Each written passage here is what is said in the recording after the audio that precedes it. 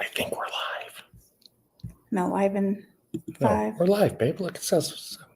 Oh, will somebody we're live. comment and let Keri know that we're live? Hi, guys.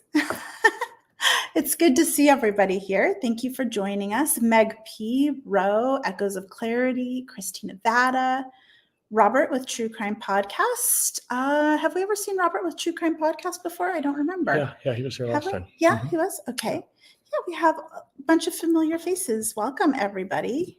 I'm going to set something up, so you just keep talking. So Sai is setting up some things that he's going to show to you in Google Earth for the Verizon Timing Data.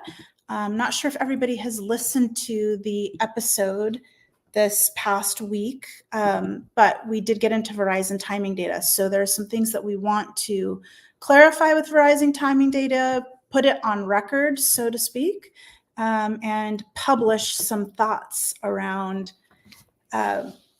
just knowledge around what that is and how it works, because inevitably Sai will get asked, well, have you ever published that information?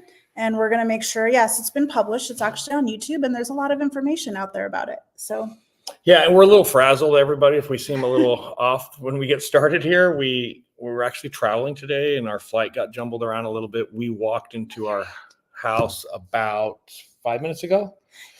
Yeah. So we've been home for about 5 minutes, but we're here. We're going to make this work. Hi, Mary Holt.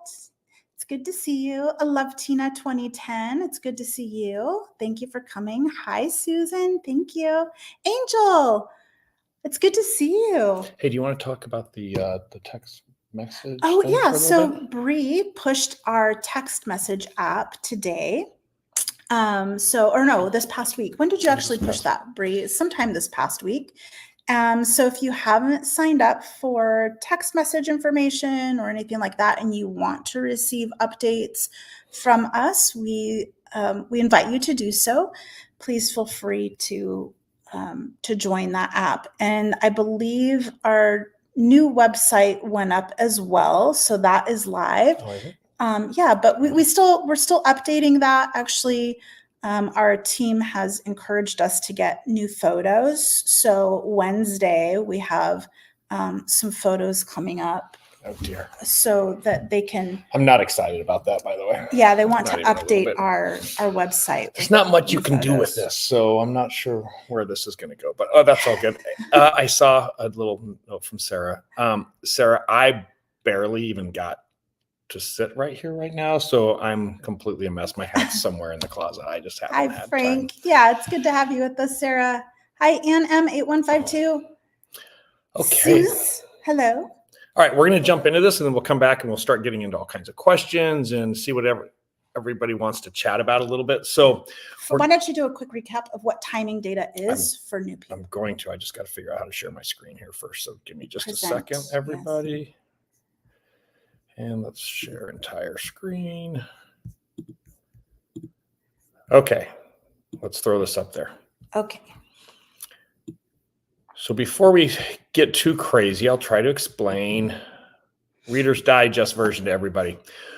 What you're looking at here is what timing data looks like when it's mapped. And what timing data is all of the cell phone carriers, especially now with 4G, part of that network technology, if you will, requires the network to analyze time. And it's literally how long it takes for a signal. Like this is a cell tower, this little lollipop over here that I'm clicking on.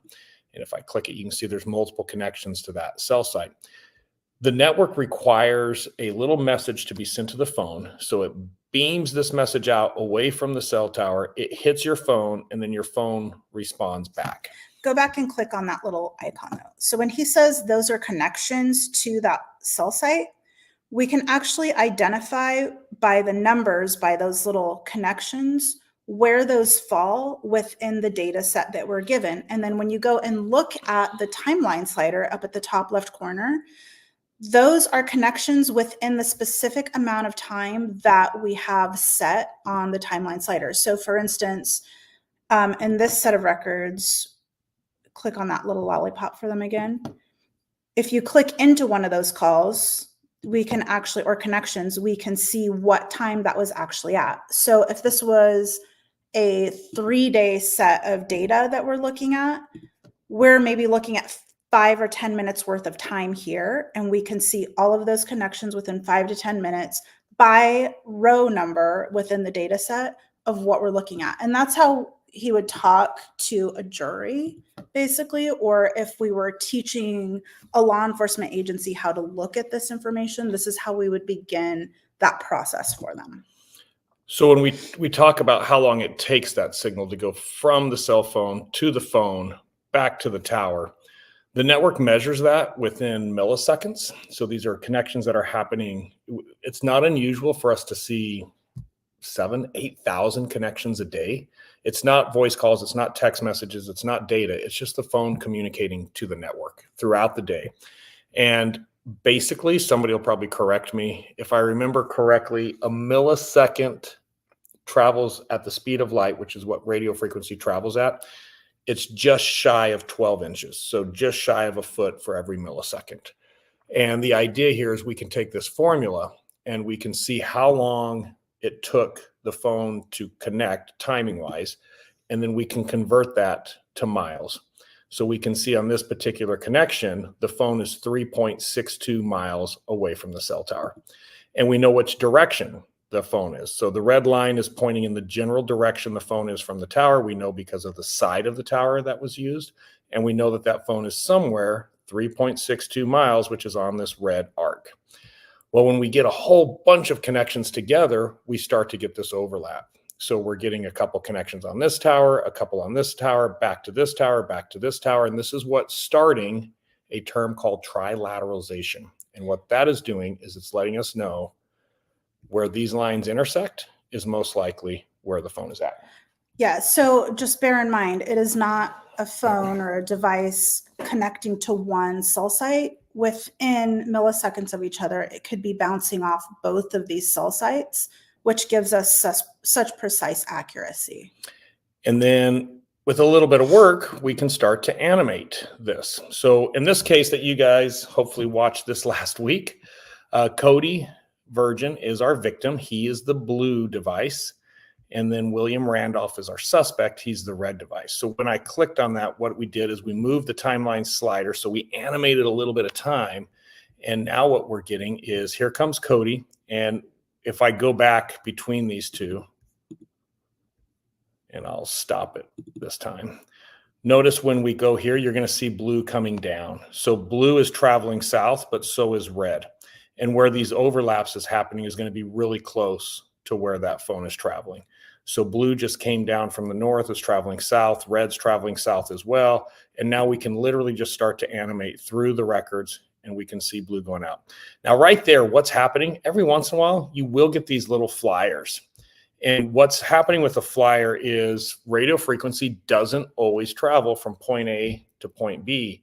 Sometimes it can bounce. So it can bounce and hit a side of a building and then hit the cell tower. So the measurement is how long that full path is. It's not super uncommon for it to bounce 2 or 3 times before it hits the cell site. So while typically we'll get really good readings when it's line of sight, I can see the cell site. But if the phone is moving through an area and we're starting to get this reflection, we can get these little flyers like you're seeing with that blue one. Notice it's just one of many. If we keep going forward in time, you can see the blue actually cleans up. We talked about this on the episode. Super important here. Let me highlight one of these. Well, first, I think you should mention the comment that somebody made when we talked about this particular cell site. Yeah, somebody said, and they're not wrong necessarily, like, oh, hey, it's common knowledge, line of sight to the tower, and the taller the tower, the better the coverage. Kind of. It also depends on the environment. Those of you in the deep south of the United States, when you have just trees everywhere and you're driving down the freeway and it's like you're in this tunnel of trees, all of the cell sites in that area are huge because they got to get up over the tree. But there's no mountains. There is a lot of interference that the trees cause. So even though these towers are super tall, they don't have very good coverage area because of all of the clutter that's on the surface level, if you will. Where in Arizona, like this case, there's just not a lot of vegetation between point A to point B. So the tower doesn't have to necessarily be as high to have that line of sight. But what we typically get in court is phone companies are required to come in and lay a little bit of foundation to their records. And T-Mobile is probably the most prolific with this, but I've seen AT&T do it. They'll come in and they'll say typically their towers connect. They have a range of 2 to 3 miles.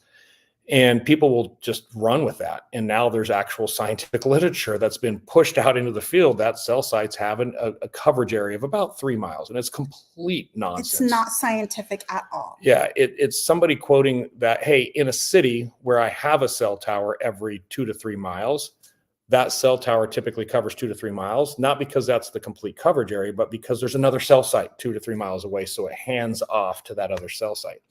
When we get into a situation like you're seeing here in the desert, our distance from tower, 45 miles. And this is not uncommon. We see this a lot within the records. And it's funny because I will still get these experts who want to come in and basically call bogus and be like, phone can't connect to a tower 45 miles away. Well, we literally have hundreds of thousands of calls in the records or connections in the records that show it goes much further. We've seen all the way out to 60. At about 60 to 62 miles, it isn't the tower that fails, it's your cell phone. All of the cell phones in the United States are regulated by the FCC. They can only transmit at a certain power level, no matter if you've got the newest version of the iPhone or you've got one 6 versions ago. They all are mandated by the FCC to only transmit to a certain power level. So it's not the cell tower that you get out of the coverage area of, it's technically your cell phone. And that's why we can say typically it's about 60 miles because it's regulated by the FCC. All phones are pretty much even on that one. So for what's that worth, if anybody ever tries to tell you some silliness about that. All right, let's keep going through the records here. I'm going to fast forward a little bit because most of you probably saw this on this week's episode.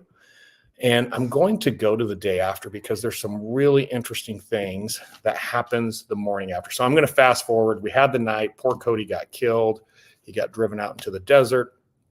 And now that he's out in the desert, William came home. And this is the next morning. And this is a little snippet of time where William is headed to work. And what I want to show to start with here is we have 2 cell sites. And then what's happening is I've got a little gap of time. So William was down by this cell site and he started driving north. So we get this first arc, then he passed the second one, third, fourth. As he starts to get away from this cell tower, this tower over here is going to start to interact because they have a shared coverage area over here. Really important. And when we get that shared coverage area, we start to get this overlap and we can now pinpoint, okay, he's on this road right around I-10. There's an expert out there that wrote a paper that says phones do not typically connect to 4 or 5 towers at a time. And if it did, it's what's called hysteria, and network providers would freak out. It's actually really, really common. We see it in almost every set of timing data that we get. And here's a really good example of this. The next morning, William is going to go to breakfast. Give the internet a second to catch up. Sorry, I had to kick Keri because she keeps trying to correct my posture. Didn't you? Well, it's not good when you put your hand like near your face while you're talking to everybody. Yeah. Okay, hang on. We've got to get our... Okay, there's a Burger King. And this is where William is going to go to breakfast the next morning. We know this through his financials. And if you watch what happens here, check this out. We have a cell tower up here with 2 connections. We have one over here with 1 connection. We have one down here with 3, one over here with 3, one up here with 3. And what is our time frame that we're looking at here? We are looking at from 6:44 to 6:47. So we're looking at a 3-minute window of time. And his phone connected 1, 2, 3, 4, 5, 6, 7, 8, 9, 10, 11 times on 1, 2, 3, 4, 5 cell sites. And when that happens, we get this beautiful mark on the map right here.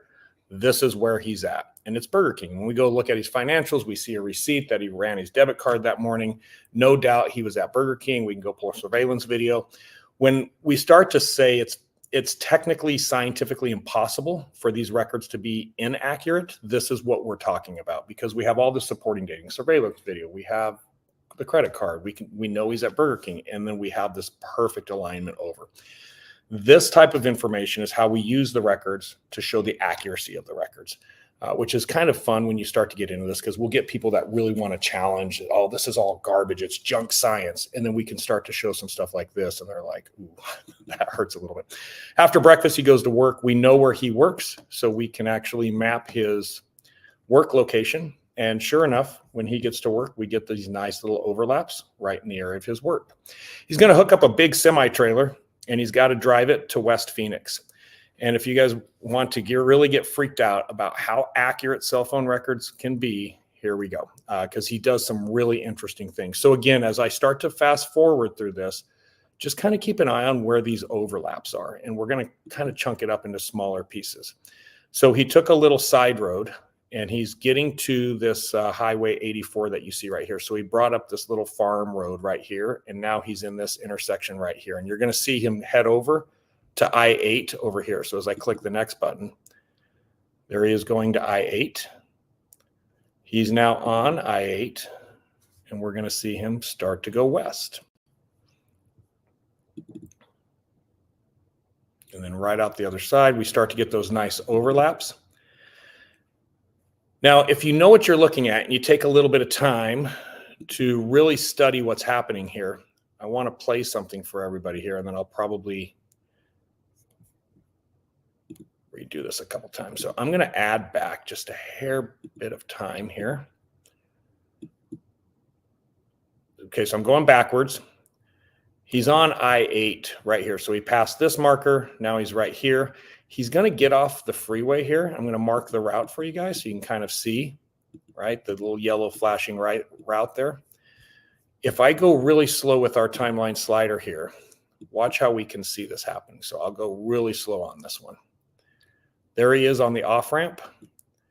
Did you see right there where we got a little bit of overlap? What's happening here is he was on this sector, the side of the cell site that has antennas pointing back to the east. But as he got off the freeway and he started going up this way, he's now hitting the antennas on the other side of the cell site. So we get this little piece of overlap right here. But he's basically right where this line intersects the road. So question, we had Lady Di too. Hello, it's good to have you with us. Is he going by towers or GPS? Explain a little bit of this what that looks like. This is 100% cell tower data. This has nothing to do with GPS, because what's happening is that phone is just constantly connecting with the network, and it's saying, here I am. And oh, by the way, it took 3.6 milliseconds for the signal to reach me, which means I'm 3.6 miles away from the cell site. And that's what's represented by these arcs. So as we keep going forward in time here just a little bit, you're going to see where he's going to shoot out the other side. See how we got that real little hit? That's because he's getting very close to the cell site, going out the other side. And there was another sector change. So I'm going to go back in time here just a hair so everybody can see this one right there. So he hit this one down here first. So he was probably right here by the Sonoran Desert RV Park. He kept driving, and because he got into the sector coverage area of this other sector on the tower, we see this handoff and notice the overlap right here. So he's on the road right here as he goes forward. Now, what's really cool is if you play this slowly, he's going to come to an intersection, and he can either go left or he can go right. And as you guys watch this, even having very little training on this, it's going to be really obvious what he does. Now, right there, he's in the intersection. We don't know what direction he's going yet. Now, this kind of looks like, okay, maybe he went to the left, right? Because we saw this next one span out. He's got to be on the highway there. But then we get this hit here. And what's happening is, boom, the only way he could get this hit is he had to go right, and now he's traveling the other direction. And talk a little bit about why looking at all of the data is so important when you're working with timing data specifically. Yeah, so with timing data, the reason we even covered this is he was a truck driver, and he's delivering fertilizer to this fertilizer company that's out in Buckeye, which is about to be where we head here. And because he's a truck driver, this was a documented route. So we know what time he picked up the truck in Casa Grande. We know what time he arrived in Buckeye. We know what time he left Buckeye, what time he got back to Casa Grande. I'm going to show you a little pit stop that he's going to make for lunch. So now we can figure out where he went to lunch. So we go and we get all of the business records showing that delivery. We go get receipts on his financials showing his financials. And now when we get somebody in court that says this stuff isn't accurate, we can say, well, here's what we know. Like, I just put a little house at the top of the screen. I'll flash it a couple times. We know on this date, this time, William Randolph delivered a semi-trailer full of fertilizer to that company. And when we play this data and we zoom in to the time he arrives at the fertilizer company, He's splitting these two sectors, so it's beautiful. He's right in the center of these two sectors. So one sector faces whatever direction it is over here. The other is going to be 120 degrees to the other side. Well, because he's right in the middle at that business, literally the distance from tower is cutting that business in half. So when we get somebody who's like, this stuff isn't accurate, we're getting that corroborative data. Even though this has nothing to do with the homicide, we can now show, look, we studied this guy left and right. And we took these 47 different things that we knew he was here at this time, this place for this reason. It matched up every single time. So that's how we know he's at the crime scene, because why would it not work for the crime scene when it matches everything else? Okay, so now we're going to test everybody. He's headed back. And he's coming up to that little intersection, right? And for him to go back, I'll flash that intersection. There we go. For him to go back to Casa Grande, he's right here. He's not down here on I-8 yet. He just came down this little area right here. He's going to come into Gila Bend. If you guys have never been to Gila Bend, you should probably plan your next vacation there. It's great. It's beautiful. It's literally the armpit of Arizona, so don't go. But anyway, as he comes up to this intersection, he could hang a left, get back on I-8, and go back to Casa Grande. But if you watch very carefully here,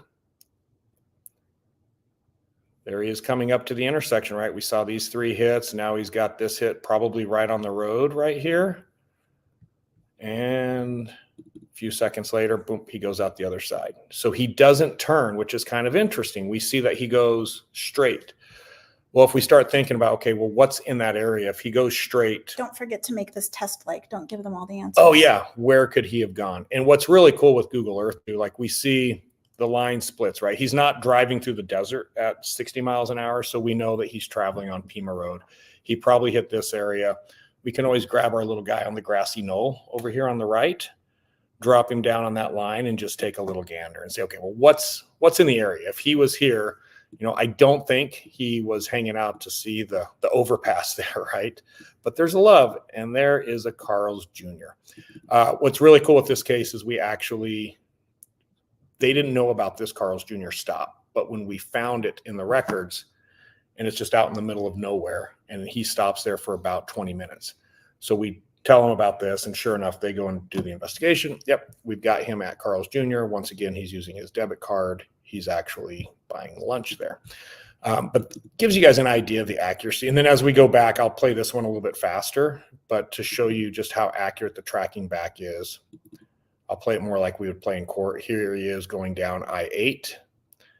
There's Casa Grande. We got a little bit of a dead spot. This over here to the right is the Goldwater bombing range. It's just a big open desert that the U.S. Air Force bombs on a daily basis. So that gives you an idea of what's there. But he's got a little bit of a dead zone. So we got this little gap here. So he went through the dead zone, came out the other side. His business is right back up here where the little hand is up by the timeline slider here. So as I keep going forward, you'll all see just how accurate we can be here. Out the other side, and eventually arriving back in Casa Grande. So what we wanted to really cover here is timing data is a big deal. We first started getting timing data in about 2009, 2010. So it's not a new thing. We've had it for over a decade. Verizon was the first one that really kicked out the timing data. So we got to kind of refine this with Verizon. T-Mobile was next and started providing it to law enforcement as well. And then AT&T is now doing it as well. When we have timing data, if I clean this up just a little bit and all we know is that his phone connected to this cell site up here where you see the 90, right? If all we know is he connected to that cell site, this side of the cell site, it's really difficult for us to say where he's at. He could be anywhere in that coverage area. But when we get the timing data, we know the distance from tower. When we see a second tower and a third tower, we get this gap. The other thing that's really important for all of our listeners to understand here, timing data isn't on phone calls. It's not on text messages. It's not on data connections. So, when we're just looking at phone records, we could have these little gaps in time. So we know he's kind of over here for a while, and then we see him down here. Well, we get a couple data connections. We can maybe fill in 2 or 3 gaps, and maybe there's a text message. So here's another gap, but it's still anybody's guess. Like we could tell, hey, he went west on I-8 for sure.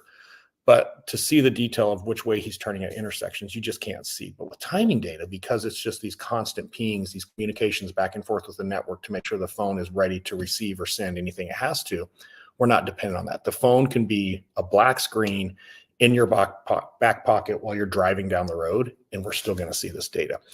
It takes out the argument of, well, you can't say where the cell phone is. When we have timing data, we absolutely can tell where the cell phone is. So really important stuff. We do a lot of stuff with timing data. Really important that we do that. So let's take some questions. I saw some stars. Hold on. Let's start with the first one. Ann M. I wish you were on the Delphi case and Libby's phone. How would you like to respond? Next. Delphi case. I'm not going to get into detail. I can't talk about the Delphi case, and I'll just leave it at that. I am very comfortable that what needs to happen with the Delphi case is going to happen. So just everybody be patient. Let that one play out. Let everything come out in court. I think everybody's going to see what needs to happen, and what happened with Delphi is going to come out. So I'll just leave it at that, and I can't say anything beyond that. Regarding timing, that's cool and scary at the same time. Oh, from Tracy McDaniel. Yeah, it is, Tracy. It really is. There is something that I should probably have said in the beginning for everybody to understand here. For law enforcement to get this data, they have to have a probable cause search warrant. And I'm sure there's a handful of people in our live right now. They're like, yeah, I've seen these search warrants. They're BS. And some of these warrants are BS. I've seen the probable cause statements and they're weak. Like, I can't argue with that. However, what people need to understand is when you have a probable cause statement that's really, really weak, and then this critical evidence is really, really important, it's easy to get it suppressed because you're right, it is weak. But it's not like law enforcement can just go track people. They have to at least attempt to articulate probable cause that their crime has been committed. So it is cool and scary. However, Tracy, the other thing is, I will tell you, more times than not, when I've gotten involved with timing data, and we're talking thousands of cases at this point, it's typically in the benefit or the favor of the victims. We have found bodies, we have found evidence. We have ruled out suspects because of timing data. So timing data has also been used to actually clear a suspect. So it is scary, but at the same time, when used properly, it's a really important tool to law enforcement. A lot of good. Right. So it can, when it's used properly, it can certainly serve as exculpatory evidence as much as it could inculpatory. Heather Fitzgerald, I have a cell tower less than 1,000 feet from me. Will I be one of the first that turn Zombo because basically of 5G? She's saying that they're going to fry her brain. Yeah. No, you're good. You've got to be within feet, not tens or 50 or 100 feet. You got to be within feet. The best way to know that you're too close to a high-powered radio frequency antenna is you're going to feel heat. So unless you're getting hot, Heather, and I realize with the Pandora's box, I stepped in there. Let's just say unless you're walking in front of the tower and all of a sudden you start sweating, you're probably fine. Angel, can you learn how to use this in 3 hours and claim they know more than you? They probably do know more than me most of the time, but yeah, I got to tell you, what I just explained appears really easy, but again, it's at this point thousands of cases. We've been doing this a really long time. I could teach somebody in 3 hours the ability to probably interpret the data, look at it and say, oh, this is what I'm seeing. But part of that 3 hours of instruction is going to be, okay, well, you're a newbie and there's this thing called peer review. And it's really, really important that when you come up with this theory that you're getting to review these records, you're going to send this to somebody who knows what they're doing, who's going to look over your work and give you a thumbs up, thumbs down, and what to fix. So, yeah. Here's the thing. Anybody can learn how to use the program maybe within 3 hours. We have people who come through our 40-hour class who leave the class and they still have questions on, how do I use this? How do I use the time insider? What does this mean? It's not necessarily using the program that's hard. That's what makes it easy. What is difficult is truly understanding all of the data that you're looking at, how it's all different from each provider, and then being able to talk about what that means on the stand. Yeah. That's the hard part. And if you don't understand what that is, then the tool is useless for you. So you have to understand what everything behind the scenes is, what you're putting into the tool. Anybody can use it. That's why it's easy. And Anyway, I hope that helps. Great. Don't let me go missing. I would never be found. We'll find you. Just keep your phone on. Echoes of clarity. That was great. Love Tina. Some distance between the front and back tower range. Yes. Yeah. And remember, we're dealing with radio frequency, and radio frequency can do some really crazy things. A lot of people don't realize radio frequency can bounce off of water. It can bounce off of sand. So cacti. Well, I don't know about cacti. Well, no, because when you were doing cacti, a lot of people don't realize they're full of water. So they'll actually make the radio frequency a little wonky as well. You keep talking. I've got to bring something up. Pine trees. So if the pine needle is typically, what is it? What was it? Blue spruce. The blue spruce specifically, but pine trees will really mess with radio frequency. So if you have a lot of pine trees around your house and you're not getting a lot of good coverage, the pine needles actually interfere with radio frequency quite a bit too. So lots of things that could actually cause interference. So when you're driving along like the A1A in Florida, the ocean, the towers there along the waterfront, actually the ocean will create interference as well with those cell sites. So it's an interesting phenomenon. Yeah, I'll show you a really cool issue that came up in this case that we actually went out and tested, and we were able to figure out. So I've got a whole bunch of time up. Red and blue are together. So this is what's happening for those of you who watched this week. Cody's already been killed. Williams loaded him into the truck, and he's driving out, and he's taking him out into this area where he's going to dump the body. And he's driving right in this general area right now. But while this is happening, and we see this almost all the way out to where he actually dumps Cody and then coming back in. And I've got a chunk of time here. So that's why you're seeing all these different hits, and they're a little bit off. They're not right on top of each other because we're looking at a gap of time, not a single moment of time. But as all this activity is happening over here, we know the body was dumped here because we found the body. Check out what's happening right back over here. And we have both Cody and William's phone hitting a tower over here at the same time. And this is where, going back to the other comment about could you train in 3 hours? When you see this, it's never going to make sense because I can move the timeline slider now. And if you guys watch this tower over here, as I move the timeline slider, you're going to see I get more hits way out there. But every once in a while, there it is right there, I'm getting these little hits. And, we got some really nice trilateralization over here right now that shows where this device is at. But really weird, we're hitting these towers over here. Like, what the heck could possibly go on? And if I can get the internet to clean up the image well enough, what's happening with this particular incident is there's a big power line that runs basically right along here. Oops. I don't know why my little pointer, my little line tool isn't coming, but there's a power line that runs back and forth across here. And what will happen is sometimes that power line will extend the range of the tower. So the tower is so close to the power line that radio frequency is hitting the power line. It's energizing in the power line. And now the power line is becoming basically a second antenna, and it's running the distance. So when the phone is underneath the power line over here, the measurement that we're getting is from the power line to the phone, not the tower to the phone. And that's why we're getting these little short distances over here. Tell them how you found that out. We used a drive test scanner, and we went out in the area, and I would notice that there's certain times whenever I got under the power line, I would connect to this tower.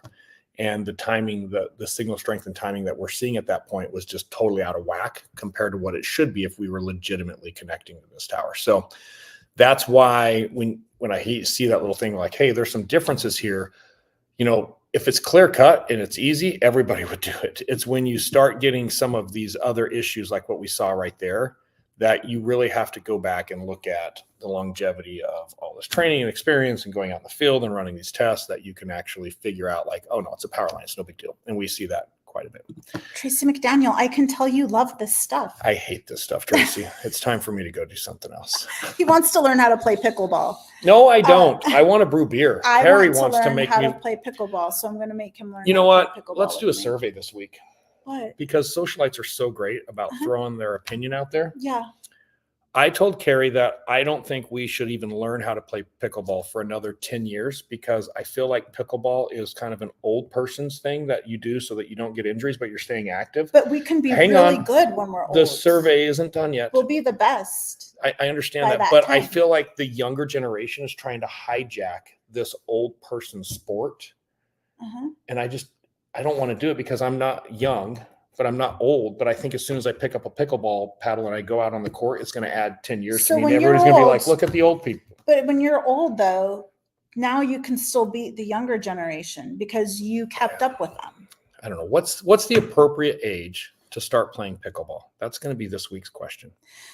Keri, is Cy using a protractor? What a nerd, huh?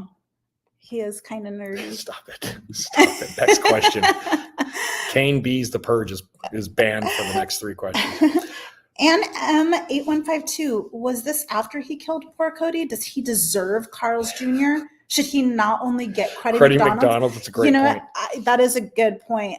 I think he should have just had the tornado inside Love's that's been rolling on the little heat machine. Oh, yeah, the little tornado. Yeah, he doesn't even deserve McDonald's. Some truck stop food is what he should have got. He definitely doesn't get no Chick-fil-A, I'll tell you that. No. Steve W., can you talk about Delphi after the case is over? Yes, I could. Heather Fitzgerald, at Socialite Crime Club, can I get my own CDR from my carrier? It's very interesting you're saying that. No, unless there's some type of a criminal case behind it. Typically, the cell phone providers consider the cell tower data that's associated with your phone proprietary. And there's a federal law that says the cell phone providers have to cooperate with law enforcement in a criminal matter, and that's how law enforcement gets these records.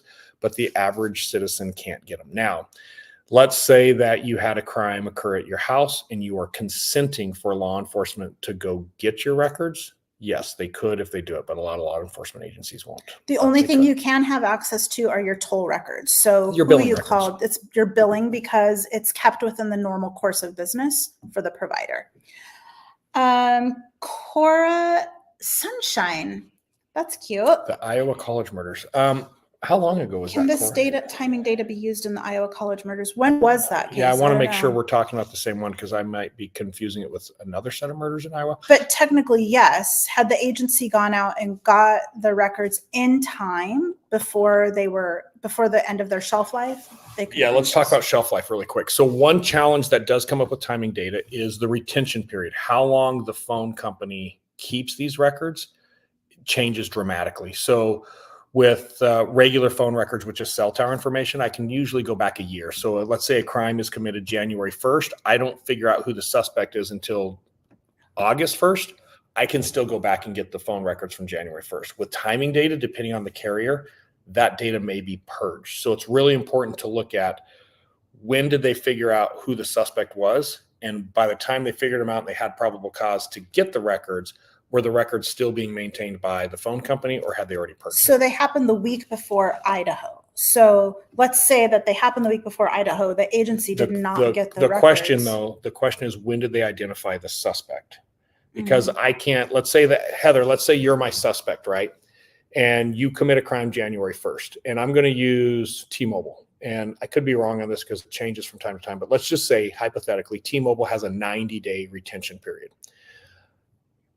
Crime is committed on January 1st. Technically, I have roughly until April 1st to get the data for January 1st. Well, if I don't figure out Heather's my suspect until April 15th, and I go write the search warrant and I hit T-Mobile up, T-Mobile can give me January 15th up to the current date, but they're not going to be able to give me January 1st because those records have already been purged. So I would have to look at that case to see when the suspect whose records we would be going after was identified. Let's talk a little bit about a preservation letter. I still need to know what to preserve. Well, right. But let's say that Heather was a suspect, though. Oh, let's say And- somebody said, hey, I think Heather did this and I have really good reason to. And then I, as a police officer, looked at Heather and I'm like, But you she don't does have- look pretty guilty. But you don't have probable cause yet to write the search warrant. Right. You can request that the provider preserve Heather's data. Maybe Right. we don't have probable cause yet, but we have a pretty good idea that she is the suspect. A preservation letter would allow the law enforcement agency to go in and actually have that preserved and not pushed off the shelf. Whatever, Heather. That's what we call the shaggy defense. Wasn't me. Yeah.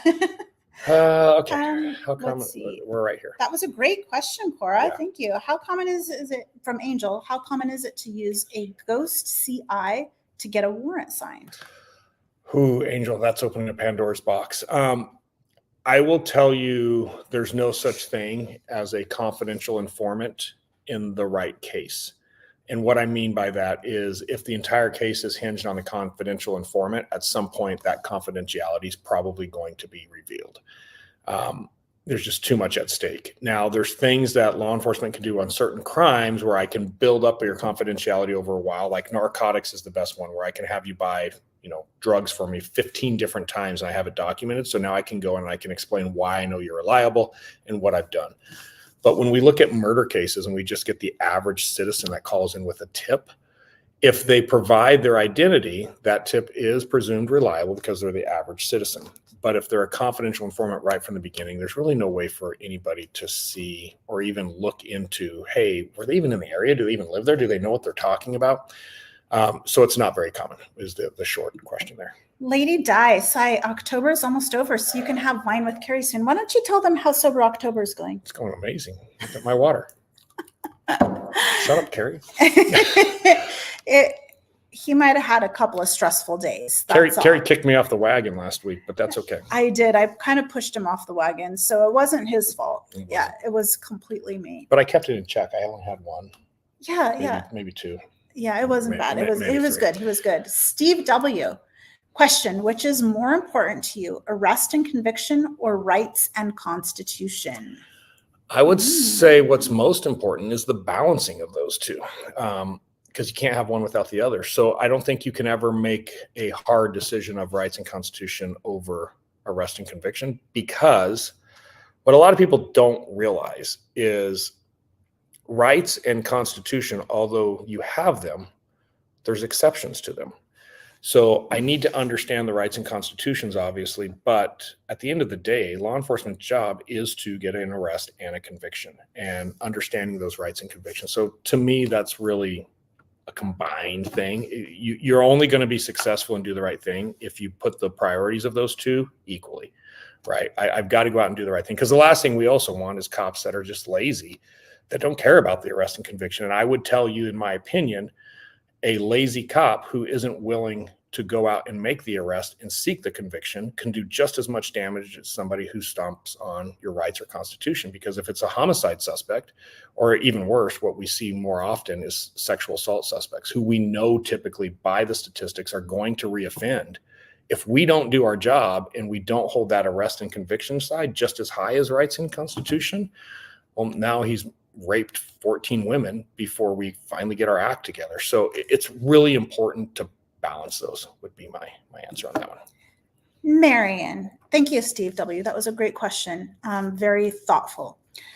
How does Google Maps handle time zone changes in timing data? And could this impact the accuracy in tracking movements? Yeah, great question. Yeah, that's a very smart question, Marion. And this gets really complicated, Marion, so I'm going to try to make this as simple as I can. It depends on the carrier, number one, because some carriers don't use time zones. They do everything in what's called UTC time. So everything is at the 0 hour. So for example, if you live in Arizona right now, we're -8. No, we're -7 right now. But we'll go to -8 here pretty soon. No, we're -8 right now. We go to -7 in next month.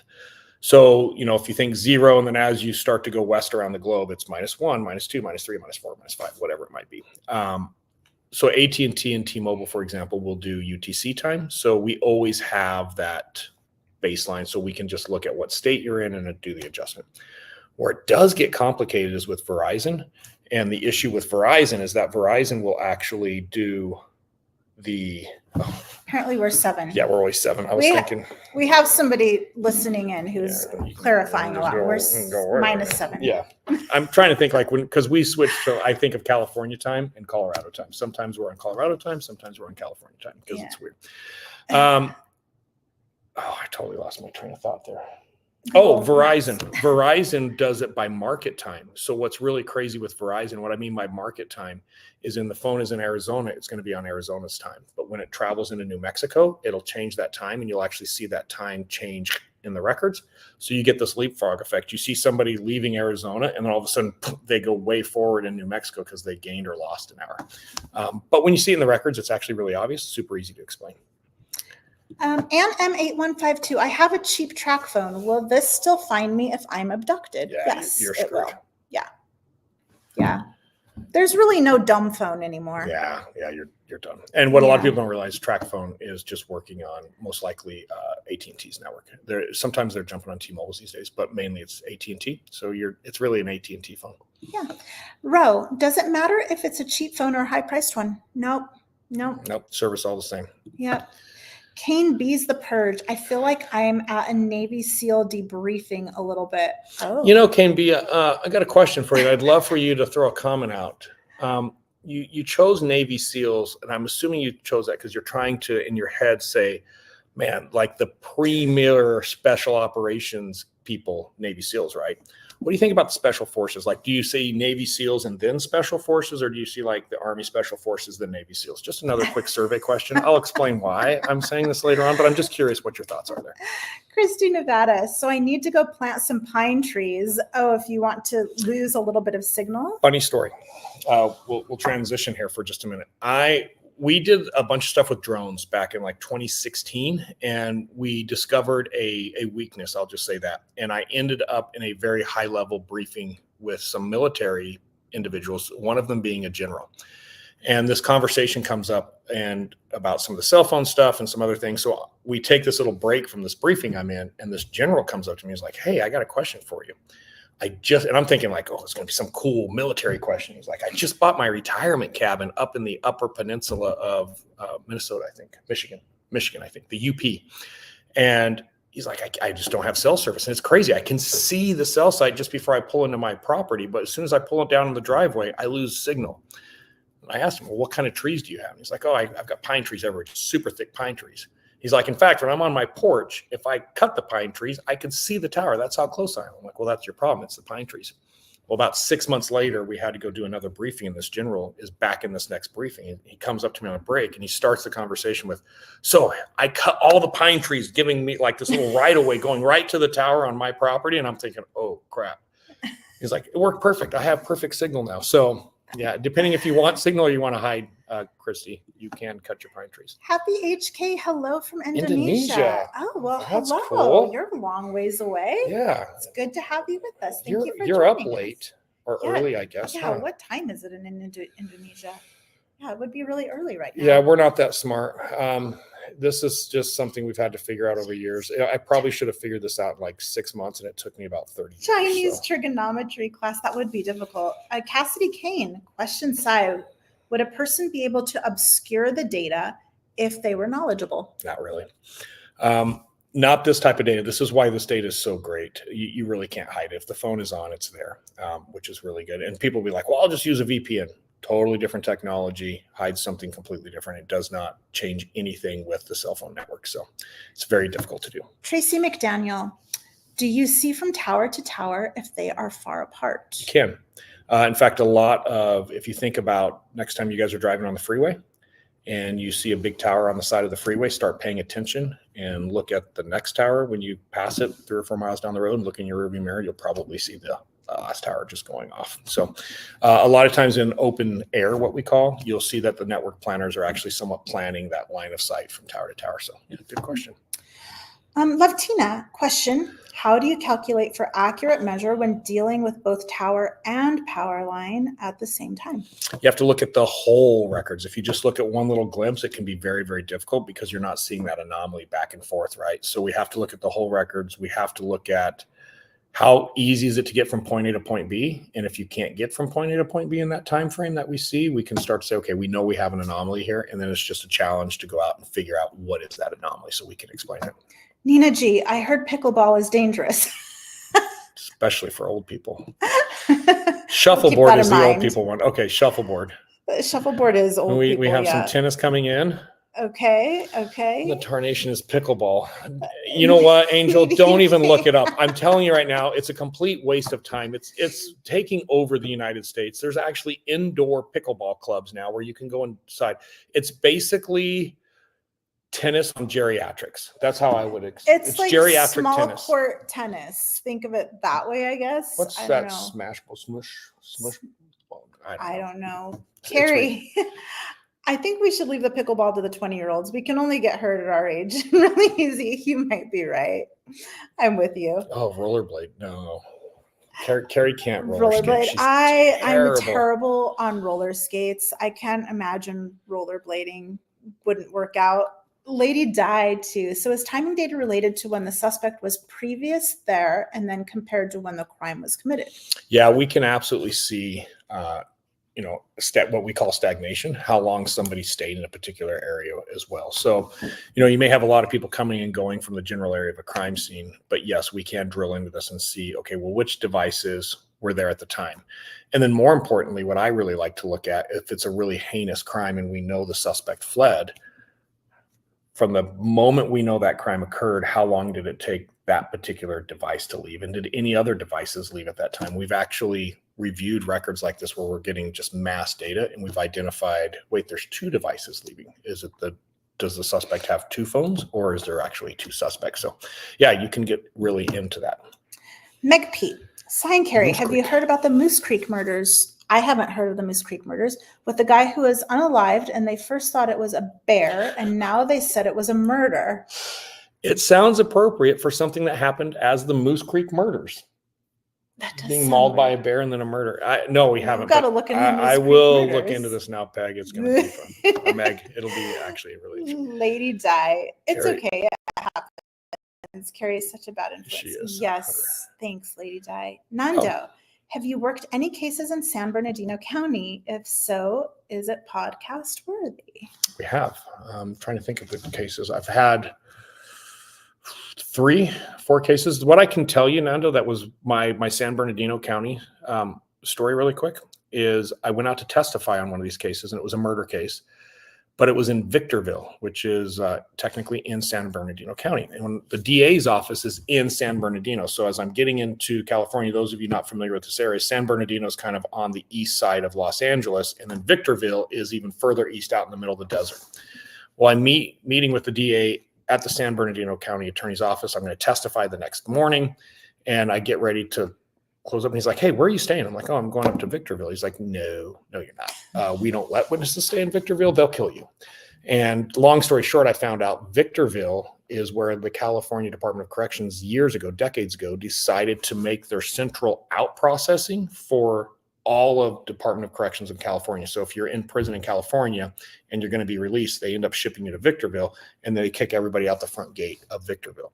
Well, Victorville is only built because of the prison, but now the population is like 60% ex-convicts.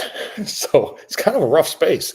But yeah, that's my San Bernardino. We also got really involved, Nando, and it might be podcast worthy. The big fires that swept through, I can't remember which highway that is, but it went up that ravine of that highway and it killed, I think, 4 or 5 people.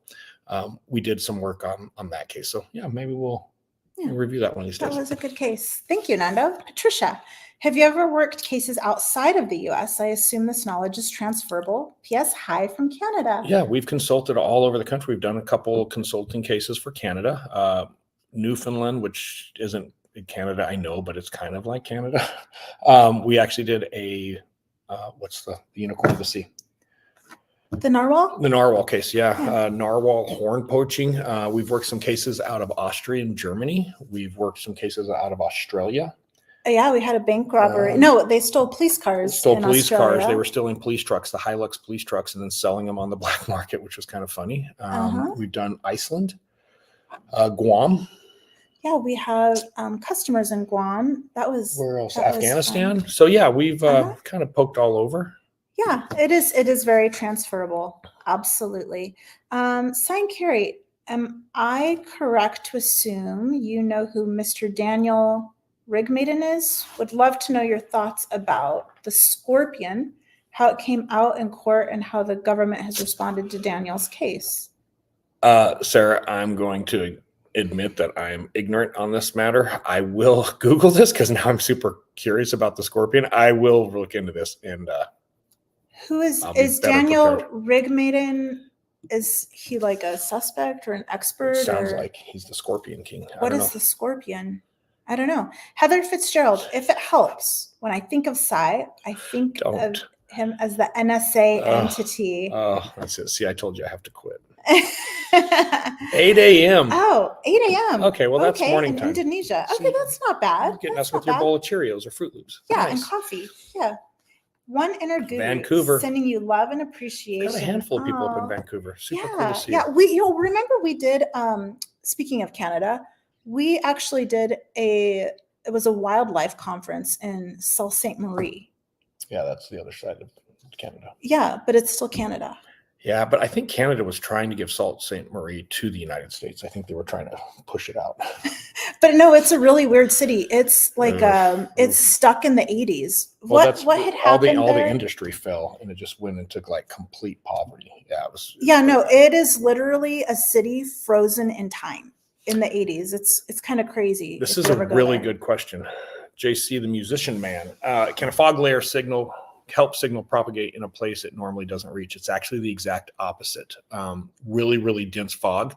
The only thing that will slow down radio frequency, for the most part, is moisture and free space. Obviously, big buildings and trees, but you can see those things. The thing that can be invisible or is kind of just hanging in the atmosphere that comes and go, not a fixed structure, is any type of moisture. So really heavy fog actually condenses those coverage areas. So it actually will help impede. It doesn't help. Does it make a difference if you put a phone in airplane Yep. mode? Can't see anymore. It's no longer on the network. But depending on what you're doing with it, it really is no help for you. Once it comes back on, though, everything just dumps immediately back to the phone. So yeah, it doesn't really matter. Happy HK. In Google Maps, my GPS put me 150 meters away starting this early year. What do you think happened? It could be sometimes our phones just stall out a little bit. Like I have that happen a lot, depending on where I'm at. It could also be a possibility that you were having some GPS clear view or clear sight to the satellites. Remember, you have to have multiple satellites to get really good GPS. So maybe you were in a position for just a little bit of time. Your phone was only seeing maybe 2 or 3 of those satellites, so it couldn't fix your location very well. So you get that little discrepancy there. Gina Wallace, hello. Can you tell by blood spatter if it was more than one person doing the crime? You can tell, depending on how much is the first thing. If you have a whole bunch of blood spatter, you would be able to tell potentially how many other people were in the immediate proximity to where this is happening. It would be difficult unless you had people, like the blood spatter on the people themselves, the suspects, to really get into more. But let's say you have 3 suspects and they all have blood spatter on them. You have blood spatter seen, you'd probably be able to tell if they were actually interacting or just standing around. Love Tina 2010 question. Where was the strangest place you had to go for work? For me, that would be when we were in Switzerland. The police station there. Yeah, that was strange for me. The people were weird, not the place. But no, the place was weird too. I think for me, I think I was in Iowa. And I was teaching at a really small agency. And I just remember when I would drive out to the classroom, it was at their range. It was all farm fields and corn for 20 minutes. And then all of a sudden in the middle of this cornfield, there's this range. And there's one hotel in this little tiny town. And the only restaurant that's really open for dinner was an Applebee's. And I was at the Applebee's after class. And I was sitting at the bar just trying to get some dinner, and the guy sitting next to me wearing coveralls asked me, "You in town for the pork?" And I'm like, "No." "Soybeans?" no. Well, what the hell are you doing here? I thought, oh shit. So pork and soybeans is all they had. That one was weird because it got very deliverance wise very quickly, and I just didn't feel comfortable. Cave Girl, Sai, did you work on the 22 Unaliver case in Nova Scotia? No, I did not. Not that I know of. I know that we've consulted on a handful of cases to Nova Scotia, but I don't think any of those cases had anything to do with that. Bubbly Waters, did I tell you how adorable you two are? Love you. Thank you. Thank you. Rose, Sai, have you worked in Missouri? Yes, we have it's a wildlife case because they found a foot. I think they found a foot on like a game trail there, and we got involved with that one, but not a lot in Missouri. It's I'm sure there's probably some other cases. That's the one when it comes to mind. How easy to tell if a scene, it can be very difficult. How easy is it to tell if a crime scene is staged? It could be very easy if the suspect's just kind of a dummy, but a really well staged crime scene, it can be very, very difficult to tell. Difficult enough that you may never be able to truly tell. So yeah, it can be really hard. Sarah Montoya, can you tell if the records of the difference of whether or not someone put their phone in airplane mode or if they turned the phone off? Not in the phone records. If we have the physical extract from the phone, like a Celebrite report, we could. But in the phone records, all we can tell is that it's no longer communicating with the network. So it could be a dead battery, it could be somebody powered it off, or they put it in airplane mode. Have you ever been to Tacoma? If not, don't come. Tacompton is the local nickname for our town for a reason. Yeah, we have been to. We've done a lot up there. We used to teach a class there every year, just outside of Tacoma, but it was for that whole greater Seattle area. We've got a couple really cool cases up there, but yeah, I've been to Tacoma. What's the three cities? The Tri-Cities. Yeah, that's on the other side. Tri-City, and then a lot out there of too. Tacoma for Washington, but yeah, kind of funny. Have you ever thought of fighting trafficking? Yeah, we've been involved in a bunch of trafficking, not actually physically trafficking, but fighting it. Yeah, we've done a lot of work in that space. We don't talk about a lot of the work that we've done in that space because we don't want to reveal. We don't want to educate the bad people. But yeah, we've been very active in that in the past. We did one episode. What was the episode we did on that? That was Spider and the Fly. We talked a little bit about trafficking. We actually talked quite a bit about trafficking in Spider and the Fly. So if you haven't heard that case, Jasmine, it might be worth listening to. Thank you, Happy enjoy your videos. Thank you so much. We're glad that you have something else to do in Indonesia. I'm interested in what that's like toes. What is the most corrupt law enforcement agency that you're familiar with? I'm going to say something that's not going to be popular here. So I'm prefacing it with, I understand a lot of people won't agree with me with this, and that is perfectly okay. But I'm just speaking from my experience. I think a corrupt law enforcement agency is few and far between, almost borderline non-existent. Now, a number of law enforcement officers within an agency being corrupt, unfortunately, can be fairly frequent. And the reason I'm saying that is it's hard for me to believe an agency as a whole is just corrupt, because there's always good people within an agency, and there's always good people within the guiding system around those agencies. Now, with that said, you get the couple right people in the right position that is able to hide a lot of the corruption. It can appear that the entire agency is corrupt. But I've worked with enough law enforcement officers that I truly believe any agency out there, even what people might think is the most corrupt law enforcement agency, is going to have good people associated with it somehow that would say something or would get involved if they saw that corruption. Well, it's interesting to me too that there are agencies that we've worked with that on the outside, like just looking in, it appears that the agency is really corrupt. When in actuality, when we start digging into budgets and the agency's needs, it's not anyone at the agency, it's the town around the agency. It's the leadership that controls the agency itself that is actually extremely corrupt. Or that we've seen. Or it's just extreme incompetence that appears as corruption, because it's easier to believe in the corruption. I don't want to name agencies, but I will tell you, my experience is the bigger the agency, the more severe we see what I would consider actual corruption. When we get into the smaller agencies, corruption, so to speak, isn't as frequent. It's more of incompetence. But yeah, we've definitely had our fair share. We were considering doing an episode one of these days or years, if we ever get around to it, on a case where I can expose this a little bit more, but it's currently set for trial and I have to testify, so I don't want to get involved with that.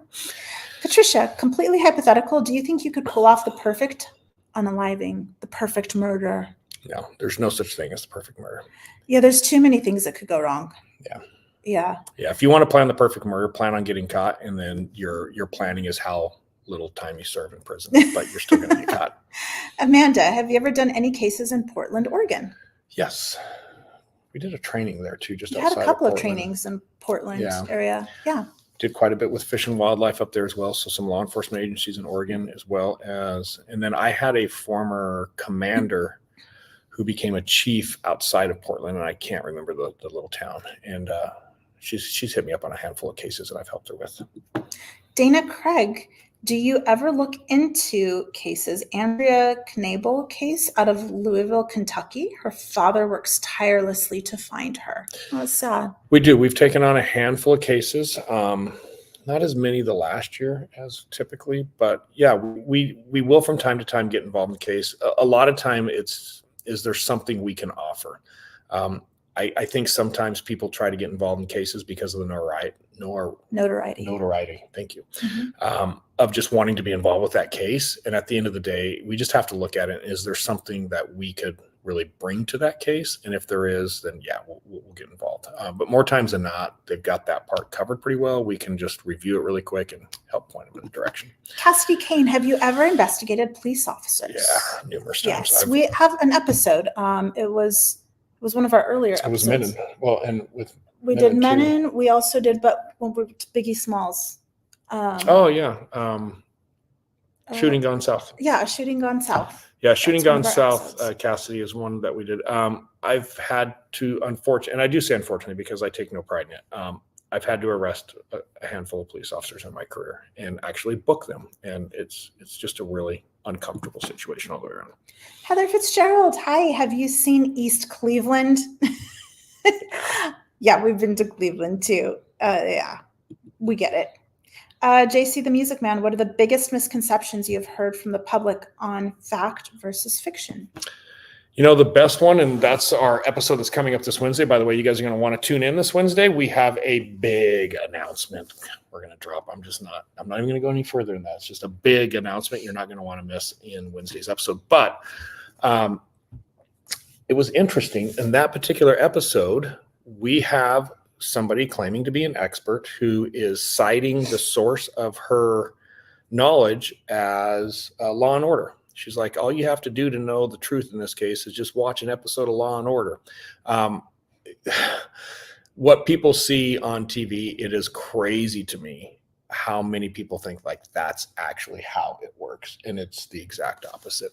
There's very few TV shows or movies that really, because if you get into the day-to-day mutant or the day-to-day smaller details of law enforcement, it's really boring.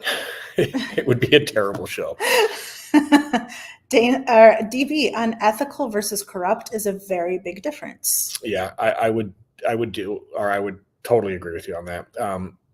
Unethical is just me struggling with my moral compass and willing to step over that line. I think of that as more of an opportunistic ability to really screw things up. Where I see corruption, you have to be unethical, and then you have to have intent. Not just taking advantage of what's in front of your face, but you're actually long-term intent. So yeah, 100%. Dana Craig, have you worked cases in Kentucky or Indiana? A lot in Indiana. A number of cases in Indiana. We've got some really good people that we work with in Indiana that have that state locked down. Indiana, just so you guys, if you live in that state, your state police actually has a unit. I'm not vouching for anything else. I don't know anything else about it, but there's a unit within the Indiana State Police.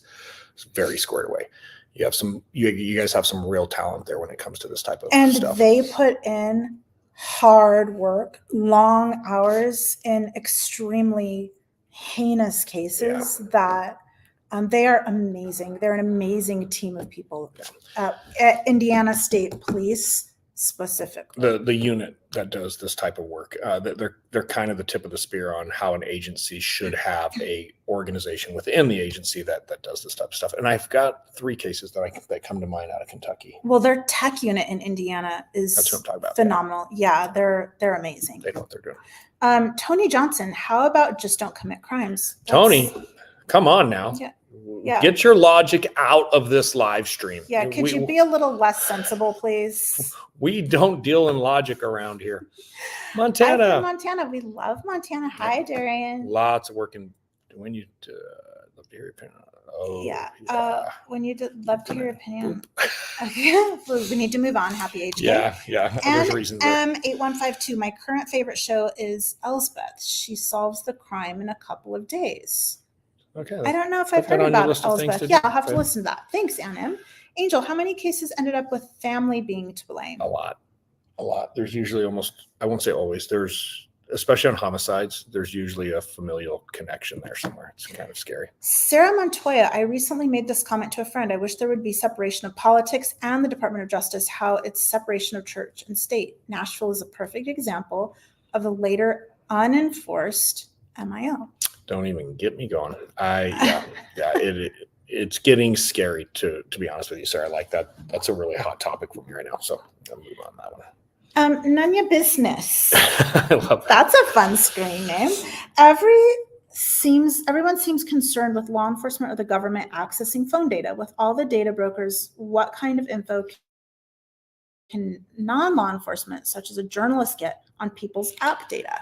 If you know what you're doing, and luckily most people don't, it is scary what is available for people to get. The things that I could do, now they're expensive. So when people are like, oh yeah, but I could just go out and get it. Well, you could, but the amount of money, like we're talking tens of thousands of dollars for a lot of these different types of data sets. But it is scary. You can get way more detailed information than law enforcement can, if you know how to get it and you're willing to spend the money, which is what makes it really scary, is who is spending that money. Bubbly Waters, have you ever run into a situation that's seemingly untouchable? Yeah, sometimes Keri will tell me the way it is, and there's no argument. That's just the way it is. And then Sober October is over. Right, she drives me to drink.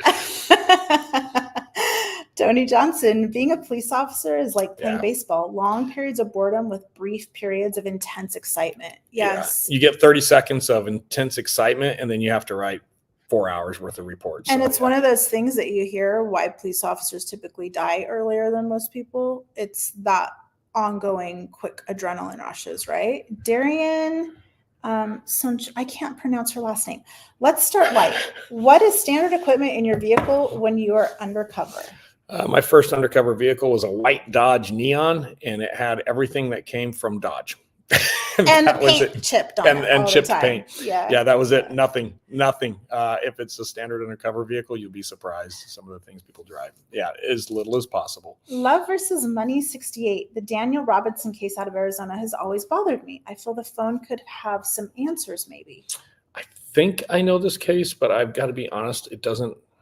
I know vaguely of it, but I don't know enough details to really dissect that one. I apologize.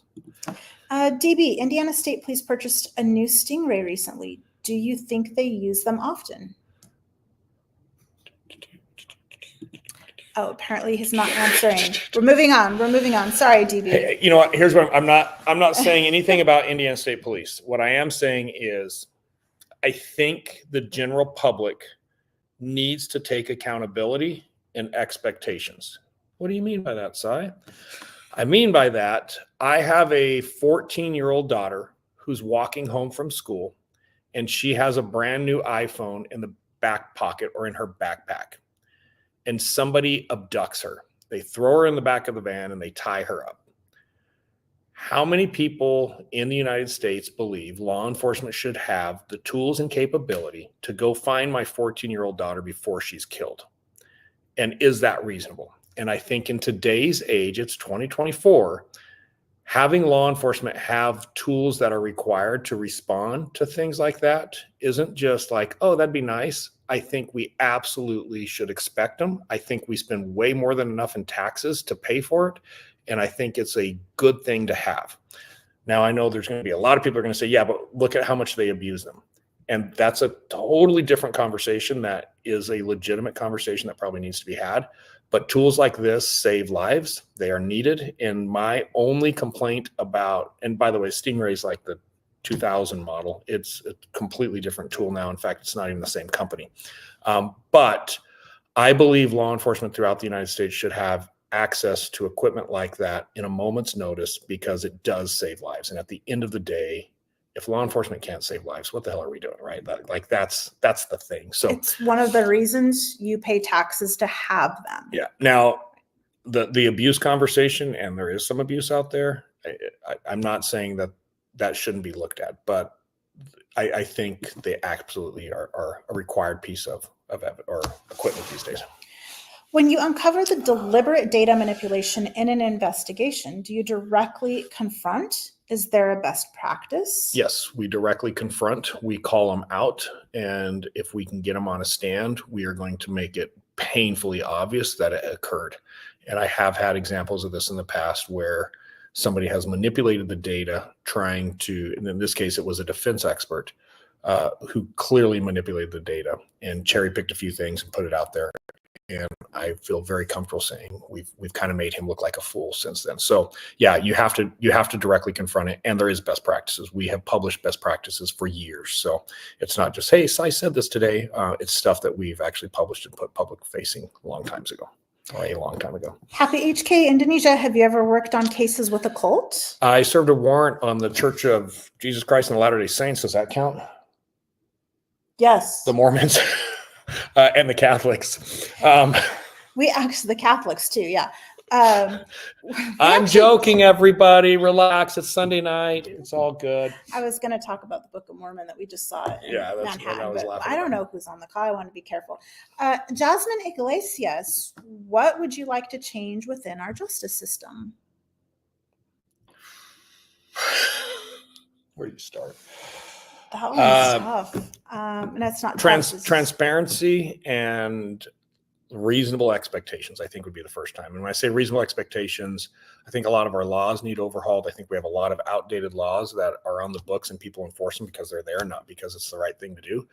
I think that we have a huge funding, training, competency issue as a whole that needs to be changed. Not just within law enforcement, but also in our courts as well, between judges and prosecutors and defense attorneys, just litigators generally. There is a lack of knowledge to ensure that the courts are keeping up with technology, in my opinion. Yeah, and I think that transparency is the last piece. And this might surprise a lot of people. I'm not just saying transparency within law enforcement. I'm saying transparency within the justice system as a whole. There's some things that I think every component within the justice system could probably benefit from with more transparency. It's kind of funny watching side. Doesn't take much these days either. So too. The Supreme Court ruled against phishing for massive data. Kind of. Law enforcement can't technically do it, sort of, kind of, but there's ways they can. But private industry 100% can. And that's what a lot of people don't realize is a lot of these Supreme Court rulings are directed at the government, not private companies. I guarantee you, when you look at some of the biggest companies in the United States, they are fishing for data left and right. And if anybody's like, what are you talking about? Check out your Facebook feed right now. I guarantee something you've talked about today is in your Facebook feed. That is fishing for mass data, and it's totally legal. Angel, UK, has there ever been a serious threat to your life while working a case? Yeah, I've got a fan club. Not a good fan club. Yeah, I've had a handful. I think we all have. Yeah. Here's a crazy one. One of the cases that he worked, 20 years ago, guy killed his wife. We saw him on a plane. He sat 3 rows behind us on a flight from Las Vegas, about 6 months ago? Yeah. That was pretty crazy. Yeah, but he's not going to threaten my life. He only threatens the wife life, not actual people. No. 'Cause he's a coward. Yeah, But eventually we'll do a show on that one, but that was weird seeing someone look at this. out Cite of for jail. president. Cite for president. Oh dear. I'll tell you what. I don't care if you're Republican. I don't care if you're Democratic. I don't care what your political view is. I think the entire country can agree this is not the best we have to offer. That's all I'm going to say. I got to vote tomorrow, and I've been looking at the ballot tonight, and I'm thinking, God, there's got to be something better. Anyway.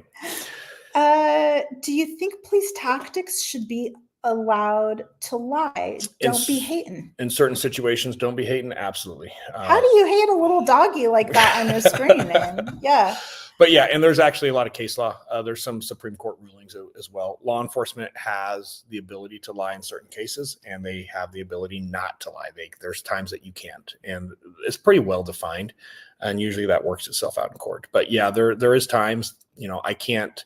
Child trafficking is a great one. It's really hard for an undercover officer to pose as a child trafficker or a possible John and not lie, right? So there's definitely a need for it, without a doubt. What was your favorite country you visited, work, and play? 1, 2, 3. Germany. Yeah. Germany. I love. Yeah. We love going to work in Germany, playing in Germany, and just visiting there. But Munich is awesome. I love going there. We did Amsterdam this year, and Amsterdam went to the top of my list too. Amsterdam's just a cool city. And Geneva. I really like Geneva. Was cool. Amsterdam is an awesome city, just generally because of the history. Pretty. I loved Geneva though too. Yeah, I didn't think I would like Switzerland because I don't like Zurich. Zurich Zurich is where, it is. Zurich reminded me of the San Francisco. Like, it used to be really cool, but it's like, and now it's a hodgepodge of like old buildings, and then there's like really new old yucky stuff. It's kind of weird. Yeah, it's weird. What's the main signs of law enforcement corruption? Retirement, promotions, poverty. You want to corrupt law enforcement? I have a really good idea. Let's pay a cop $35,000 a year to go work the border where he's dealing with cartel members who can hand him $35,000 in one night. It's called human nature, and anybody is susceptible. You pay people terrible money, and then you put them in situations where bad guys are willing to double their annual salary in a day. It's going to happen. So I think if you really want to look at the core thing of law enforcement corruption, I'm not speaking across the board. There's always exceptions. There are a lot of other issues out there, but we can't expect to pay law enforcement basically minimum wage for the type of stuff that they're doing and the type of incidents that they're having to deal with, and then expect them to all be these solid oaks that never bend in the wind when they're propositional. So it is what it is. Teachers too. Teachers need more pay. Weird though. Nobody's bribing teachers. So we had to go help one of our kids at a fundraiser who's a teacher, and this was just this past week, and we love you, honey. We ended up serving nachos to a bunch of high school kids all night long. And it was 5 gallons of nacho cheese I had to cook up. Yeah. And we were leaving there saying teachers do not get paid enough whatsoever. So yeah, if you're a teacher out there, you are a saint. Oh wait, yes. I skipped one. For both of you, what are your favorite hobbies? 1, 2, 3. Scuba diving. Yeah, that's our really favorite hobby. And I would say travel in general. Keri and I really like to just travel. We're into historical travel. Like, we like to go places and kind of understand the history of that place. We've kind of enjoyed that more the last few years. Yeah, I would love to do like a travel blog. If I could just quit everything and go take a camera with me and just do a travel blog, that would be my favorite thing to do. I'm just saying you could. It's my next hobby, maybe. Have you ever worked or heard about a guy who was trading wild horses for children? He called it an adoption agency. He was on a reservation, I believe. I don't think that's a good trade. Trading wild horses, not a good trade. Bad trade. No, I have not heard of this. Bubbly Waters. Kane B, Socialite Crime Club, what is your view on the legislation to reform the coroner practices in Idaho? I didn't know that there was legislation on that, but I can't talk about that. Oh, you can't talk about that. I can't talk about that. Maybe that's why I don't know about it. Do you have a favorite constitutional right? I would have to go with the 26th. What's that? Look it up. I don't know that I have a favorite one. I value all of them, I guess. I think that's all of them. Yeah, I don't have a favorite one. I like them all. When I go to third world countries, I realize how lucky I am being a U.S. citizen. Bubbly waters, high fructose corn syrup. Wait, what was the question? Why are so many children unaliving their entire family, their diet?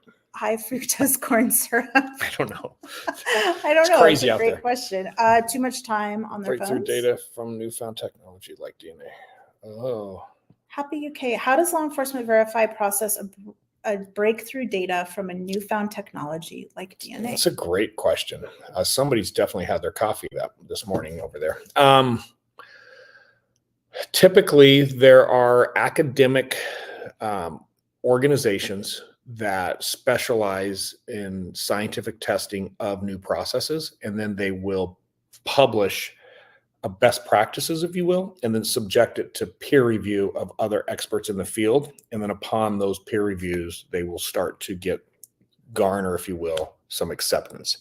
However, things like that, when they get to court, they're all subject to challenge. So in the United States, we actually have a specific court hearing where I can challenge the accuracy or reliability of a new technology and actually require testimony for people to back up. Well, how do you know? Well, because I tested, I know so. Nope, that's not good enough. You physically have to show us how you know that. So there is a process for us to test that in court to really see if it is reliable. Justice, have you ever heard of a department arresting anyone to cover up the real crime or killers? Personally, I've never been involved with anything remotely close to that. I'm sure there's something somewhere, but not that I've seen. Canadian, thank you very much, Canadian True Crime Buff. We appreciate you. Lurking in the bush. We love you. Yes, thank you so much. We appreciate you. Cute cat, by the way. Little orange kitty. To Aruba, Jamaica. Have you been to Aruba? My mom's. Have we been to Aruba yet? We have not been to Aruba. No, but we've been all over the Caribbean. We are going to be in Curacao soon. Yeah. So we're looking forward to a dive trip in Curacao that we have coming up, actually. So, do you think law enforcement has too much power? No. I think law enforcement probably doesn't have enough power, and we probably don't do enough to be transparent on why. That's one of those transparency things. I would really encourage anybody who like something like that right there, go on a ride along.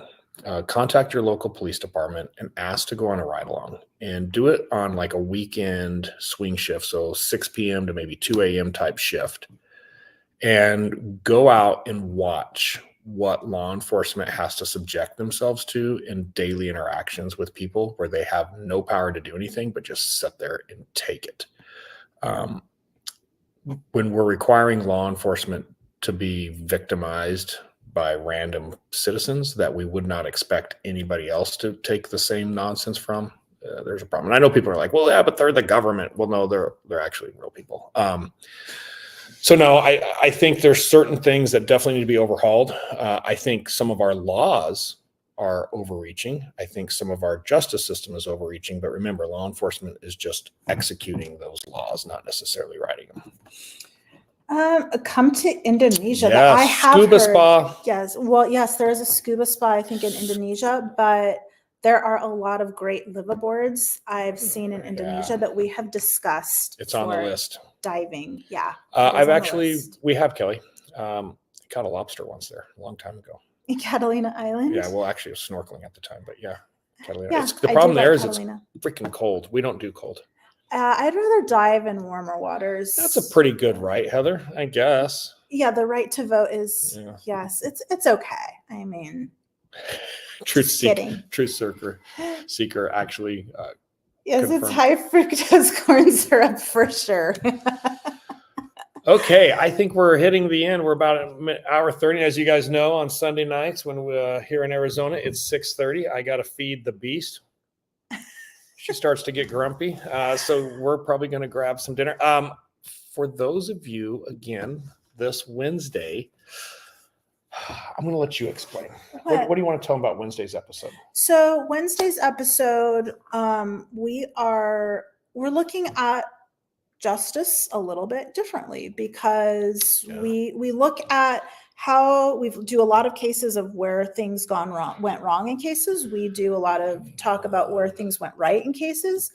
And we're always discussing that from a law enforcement perspective or a courtroom perspective, right? But what happens when we talk about people who are in the true crime space, whether it's journalists, whether it's investigative journalists, content creators, what happens when they start doing so much and putting out misinformation out there that it actually starts to impact what happens within the judicial proceedings of that case, and how the general public actually starts to feed into the frenzy that really starts to impact the case. To Meg's question earlier, do you think law enforcement has too much power?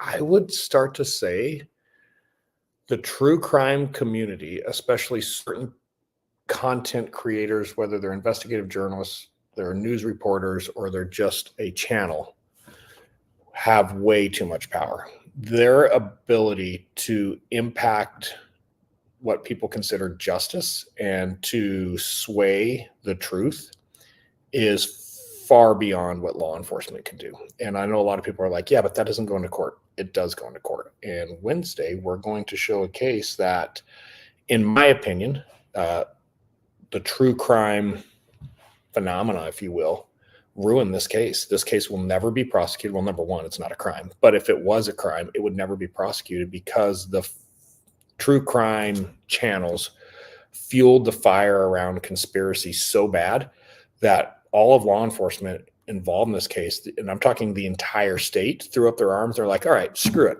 You guys think everybody's corrupt? We're not touching this case. And it went all the way up to a Supreme Court who ruled that an agency can do that. An agency can say, we are done. We have made our ruling, and all we're getting is corruption, corruption, corruption. Nobody is proving anything. They're just creating all this nonsense.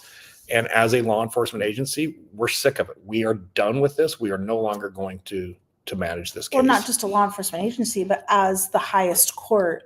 To include the Attorney General's office for that state. And I believe that particular incident, everything we've seen on it, and we got involved with it to some extent, that it was the true crime push. So I think sometimes we have to hold true crime. I have to throw this one up just as we leave tonight. Socialite Crime Club. Is Twins hiding in your basement? I wouldn't say he's hiding. He might be tied up. We throw him a sandwich about every third day, but I think everybody was like, Twiz, come on. So we're like, hey, let's take Twiz out for a little while. So he might be tied up in the basement. Keri hands him like a half-eaten sandwich every other day or so. And a Red Bull. Now I'm uncomfortable. That's what it took to get you uncomfortable, Bubbly? Jeez. That was easy. You should stick around more. Will you be touching the Mendez brothers? You can't text from the basement. Well, we give them a text. I don't know. Maybe. Not right now. There's too much coming out with that I want to let things play out a little bit before I get involved with anything on that one. Yeah. All right. Thank you guys so much. Hour and a half. We had quite a few people tune in. So it's good to see everybody tonight. Looking forward to Wednesday's episode. It's going to be fun. It's fun. It's going to be hard for a lot of people, but I think Wednesday's episode it's different. I guarantee you're not going to see anything else like Wednesday's episode. Yeah, probably not. Yeah, so stand by. All right, thank you guys again. I hope everybody has a great Sunday night or Monday morning for those of you on the other side of the world. Yeah, thank you for joining us in the UK and Indonesia. We had Canada there on this side with us, but we enjoyed being with you tonight, and we always do. Right. Have a great week, everybody. I'm going to go feed the beast.